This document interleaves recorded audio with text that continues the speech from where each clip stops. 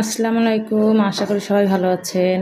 আজকে আমি আপনাদের জন্য আরেকটা রেসিপি শেয়ার করছি, পাখি মাছের রেসিপি। আপনারা অনেকেই অনেকভাবে এই মাছটাকে কেউ টুনা মাছ, কেউ বৌদিলের মাছ বলে থাকেন। এখানে বেশ কয়েক পিস আমি এই পাখি মাছটা নিয়েছি, সুন্দরভাবে ধুয়ে পরিষ্কার নেওয়ার পরে হাফ চামচ পরিমাণ হলুদের গুঁড়া, হাফ চামচ পরিমাণ শুকনো মরিচের গুঁড়া এবং হাফ চামচ পরিমাণ লবণ দিয়ে দিলাম। এরপরে ভালোভাবে মাছটাকে একটু মেখে আধা ঘন্টার জন্য রেস্টে রেখে দেব। এর মধ্যে ঝাল মশলাগুলো মাছের মধ্যে ঢুকে যাবে। চুলার মধ্যে একটা ফ্রাই প্যান বসিয়ে তারপরে এখানে আমি হাফ বাটি পরিমাণ সাদা তেল ব্যবহার করলাম। এরপরে 6টি পেঁয়াজ কুচি এবং কিছু কাঁচামরিচ ফালি করে নিয়েছি, সেটা দিয়ে দিলাম। হালকাভাবে ভেজে নেওয়ার পরে আমি হাফ চামচ পরিমাণ লবণ দিয়ে দিলাম। লবণটা আপনাদের স্বাদ মতো। ভালোভাবে একটু পেঁয়াজ মরিচটা ভেজে নেওয়ার পরে হাফ চামচ পরিমাণ আদা এবং রসুন বাটা দিয়ে দিলাম। এরপরে আবারও 1 মিনিটের মতো ভেজে নেব। হালকা ব্রাউন কালার করে ভেজে নেওয়ার পরে আমি জিরা, ধনিয়া, রাঁধুনি একসঙ্গে বেটে নিয়েছি, 2 চামচ পরিমাণ দিয়ে দিলাম। এরপরে শুকনো মরিচ আমি 4টি বেটে নিয়েছি, 2 চামচ পরিমাণ দিয়ে দিলাম। কালারটা খুবই ভালো আসবে, আমি সবসময় বাটা মশলাতেই রান্নাগুলো করে থাকি। এরপরে হাফ চামচ পরিমাণ হলুদের গুঁড়া দিয়ে দিলাম।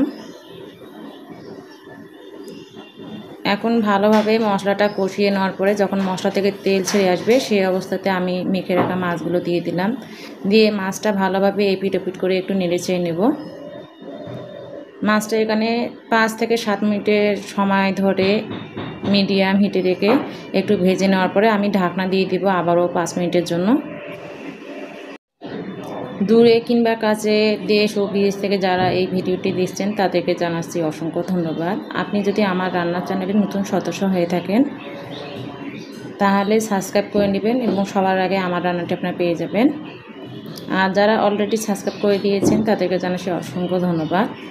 এই তো আমি এখানে 3 কাপ পরিমাণ পানি ব্যবহার করলাম একটু ঝোলের জন্য।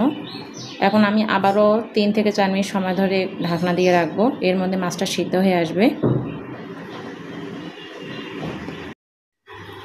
বাটা মশলা দিয়ে এই মাছের রেসিপিটি রান্না করলে খুবই মজা লাগে, আমার কাছে খুবই মজা লাগছে। আপনাদের কাছে কেমন লাগলো অবশ্যই কমেন্ট করে জানাবেন।